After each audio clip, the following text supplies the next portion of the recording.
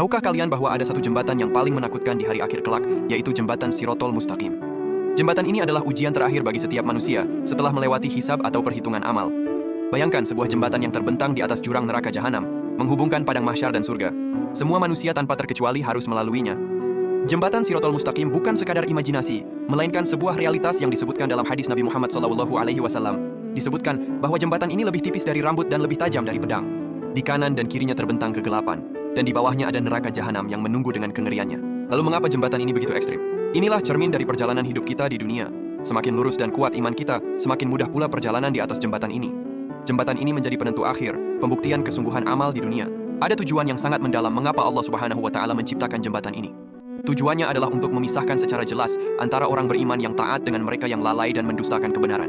Ini adalah ujian kesabaran dan keikhlasan terakhir, di mana setiap individu akan merasakan hasil nyata dari setiap amal yang mereka perbuat selama di dunia. Bagi orang beriman yang masih memiliki sisa-sisa dosa, jembatan ini berfungsi sebagai pembersih.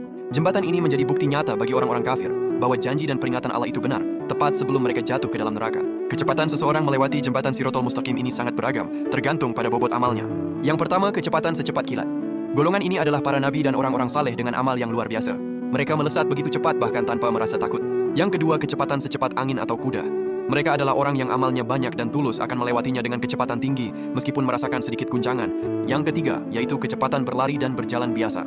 Mereka adalah orang yang amalnya seimbang, akan melewatinya dengan tertatih-tatih, tetapi tetap berhasil sampai di ujung jembatan. Yang keempat, kecepatan merangkak.